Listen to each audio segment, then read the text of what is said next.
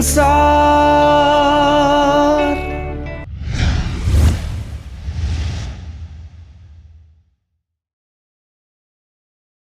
साथीहरू, हामीले नेप्सेको ट्रेन्डलाई त विचार गर्यौं र यो हप्ता जुन हामीले अपेक्षा गरेका थिएनौं बजारमा सिस्टमेटिक र अनसिस्टमेटिक रिस्क हुन्छ भन्ने कुरा हामीले राम्रोसँग बुझेका छौं।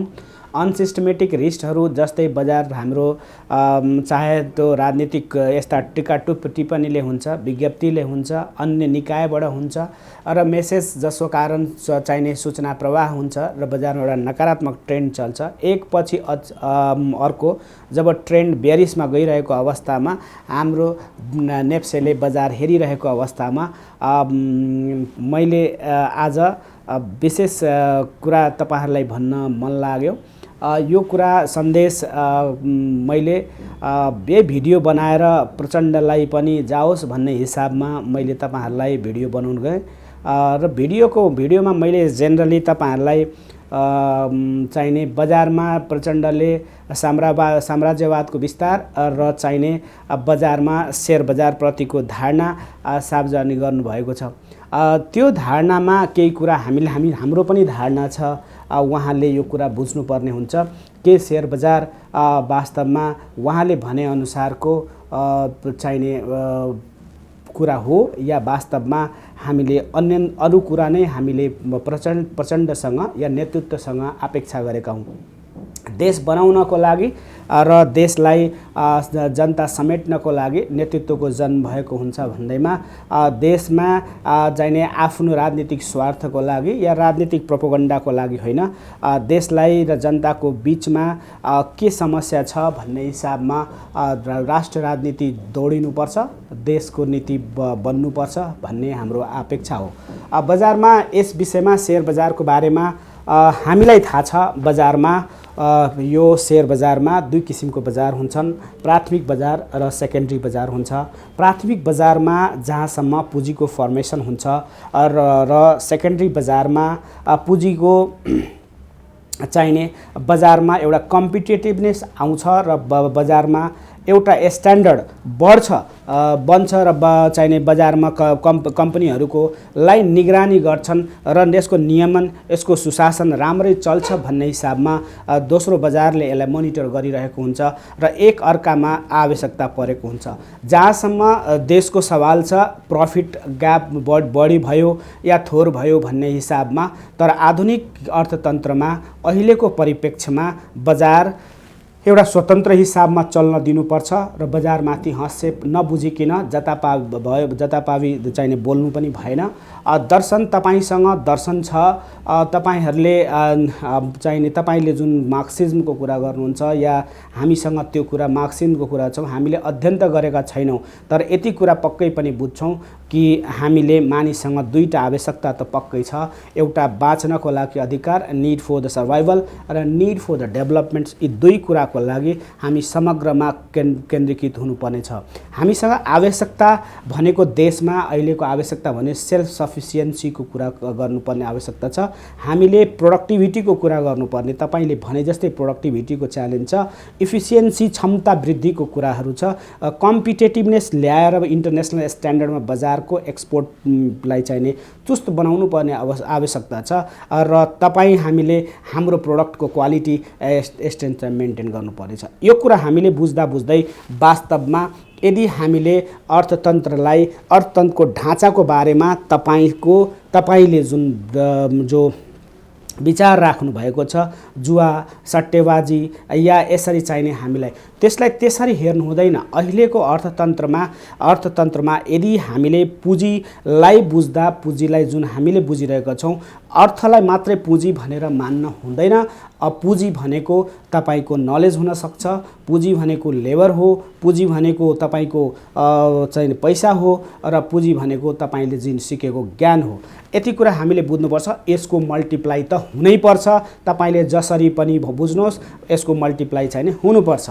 अब हामीले वास्तवमा पैसाको बारेमा तपाईको धारणा जस्तो छ त्यसलाई हामीले बजारमा के बुझ्नुपर्छ भन्दाखेरि कि पैसालाई हामीले हाम्रो समाजमा बुझ्ने तपाईँ यदि चाहनुहुन्छ भने हाम्रो अपेक्षा पैसालाई बुझ्ने तरिकामा परिवर्तन चाहिन्छ। हामीलाई पैसालाई हामीले चाहिने जहिले पनि के बुझ्ने गर्यौँ भन्दा यो एउटा पैसा चाहिने एउटा माध्यम हो, टुल्स हो, जसको माध्यमबाट हामीले लिने र दिने क्रिया हुन्छ, जसमा स्वार्थको जन्म हुन्छ।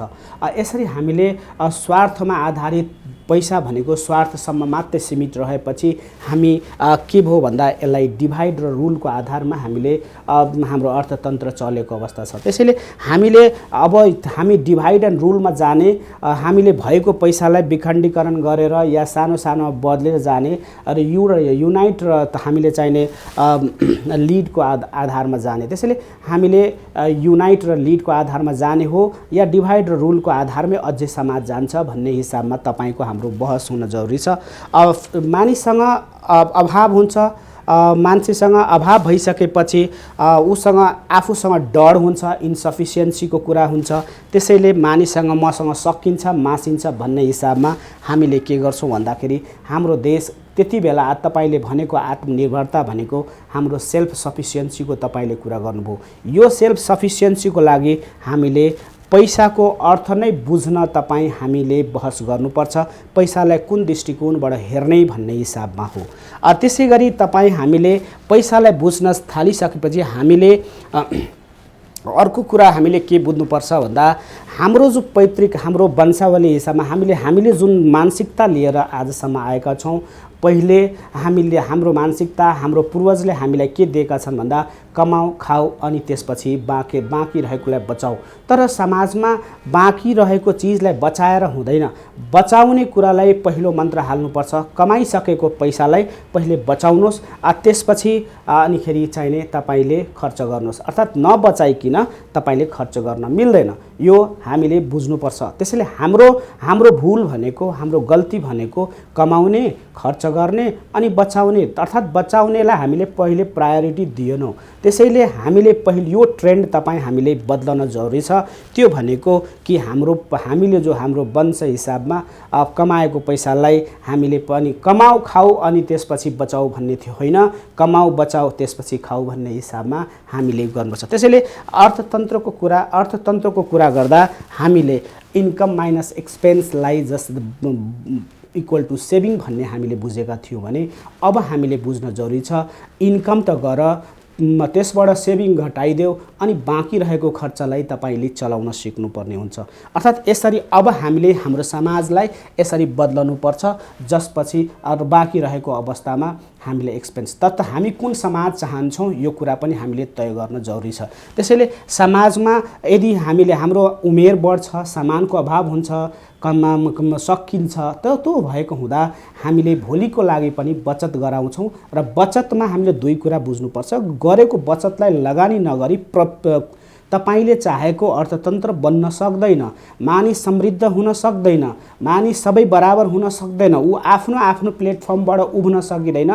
त्यसैले लगानीप्रति र चाहिने सेभिङप्रति तपाईको नकारात्मक टिप्पणी बिल्कुल सुहाउँदैन कि त यसमा तपाईले खुला रूपमा बहस गर्नुपर्छ या राम्ररी बुझेर बुझ्नुपर्छ भन्ने कुरा हाम्रो सन्देश हो।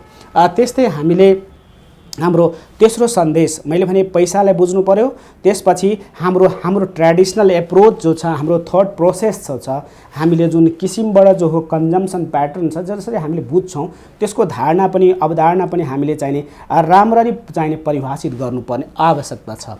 चुज फर द चेन्ज, परिवर्तनको लागि हामीले चाहिने परिवर्तन हुनको लागि अब हामी तयार हुनुपर्छ।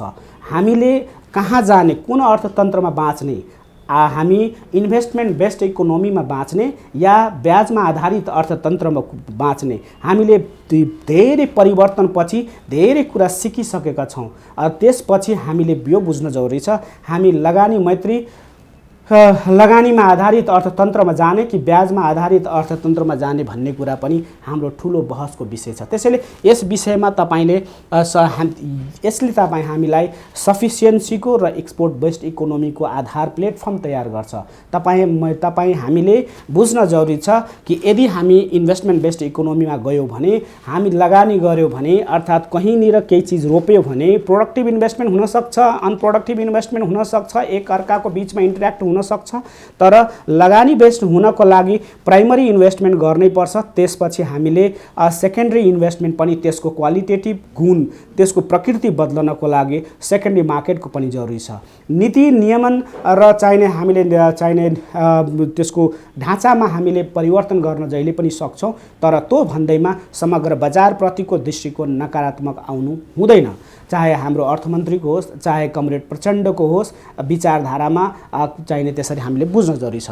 त्यसैले हामीले अर्को कुरा के बुझ्न जरुरी छ भने, जहाँसम्म पुँजीवादको कुरा छ, ट्रेडिसनल पुँजीवाद र चाहिने न्यू क्यापिटलिज्म अर्थात् नयाँ पुँजीवादको जहाँसम्म कुरा गर्नुभएको छ, हामीले पुरानो पुँजीवादलाई बिर्से हुन्छ, त्यो बेलाको सामन्ती सोचलाई बिर्से हुन्छ। दास्तामा आधारित हाम्रो अहिलेको इकोनोमी छैन।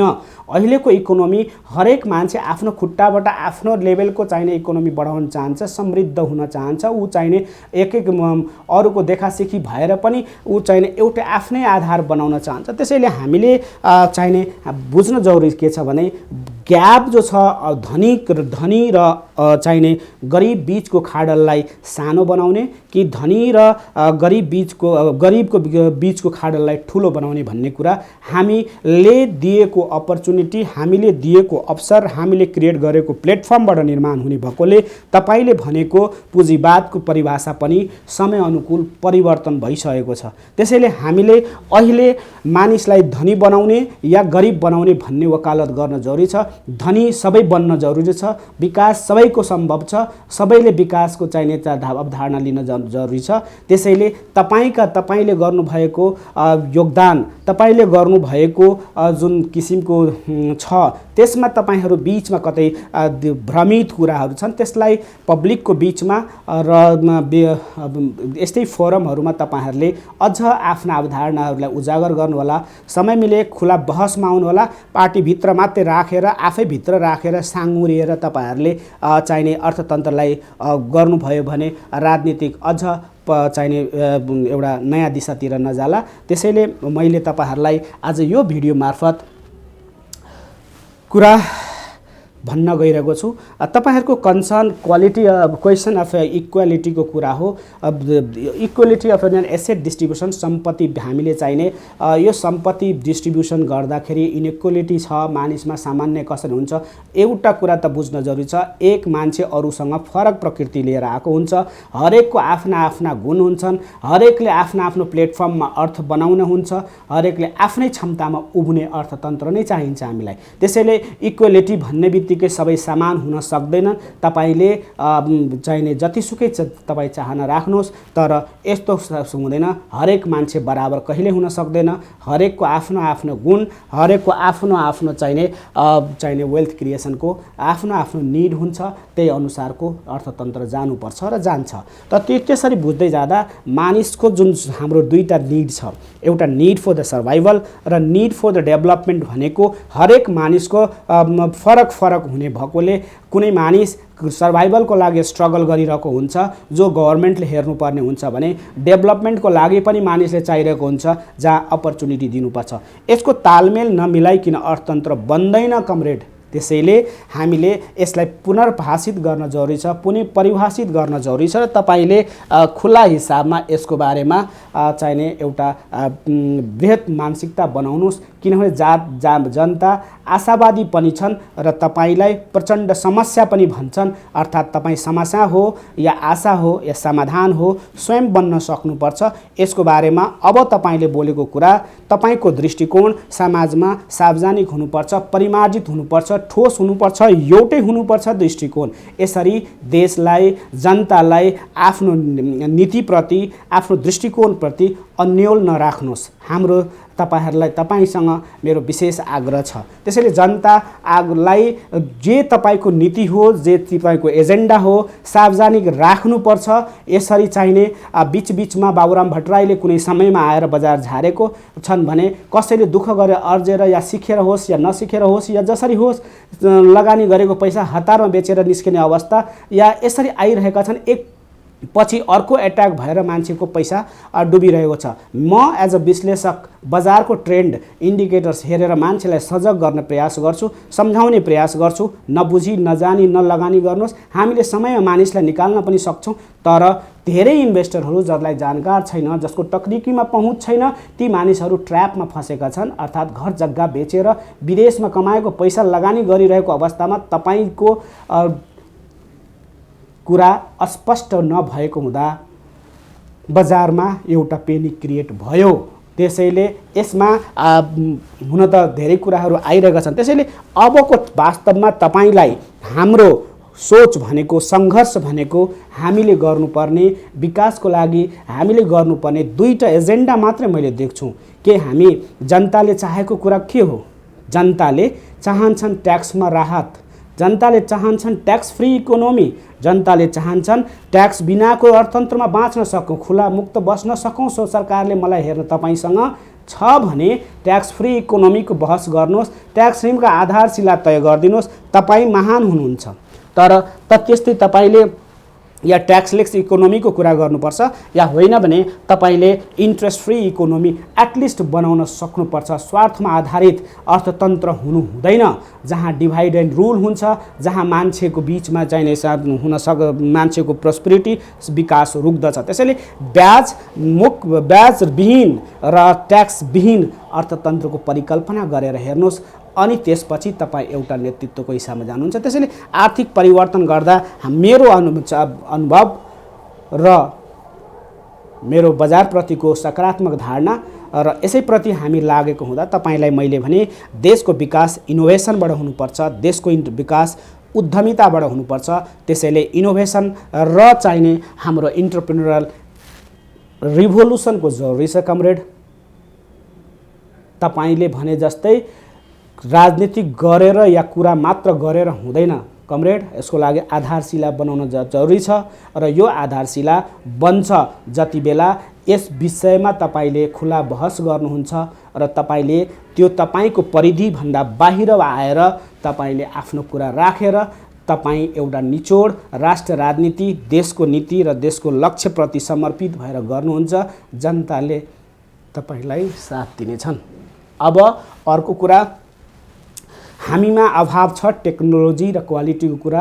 यो धेरै चिज हामीले सिकिसकेका छौँ, देखिसकेका छौँ। त्यसैले हामीसँग अवसर पनि छ कमरेड। त्यसैले अहिले हामीले बजारप्रति एउटा नकारात्मक हुनुभन्दा पनि सार्वजनिक रूपमा वास्तविकतामा दृष्टिकोण, अबको आर्थिक दृष्टिकोण के हुने भन्ने हिसाबमा तपाईको खुला चाहिने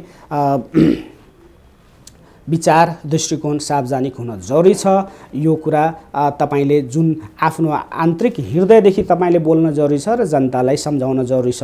त्यसैले तपाईप्रति जिम्मेवारी पनि छन् भने तपाईँप्रति मानिसको अविश्वास पनि हुँदैछ, शङ्का पनि हुन लागेको छ। यस्तो अवस्थामा तपाईँप्रति आशा पनि छन् भने मानिसहरू चाहिने त्यति नै मानिसहरूका गुनासा पनि छन्। त्यसैले अपेक्षा तपाईसँग भएको हुँदा एउटा दृष्टिकोण सार्वजनिक गर्नुहोला भन्दै मैले यो 5 सन्देश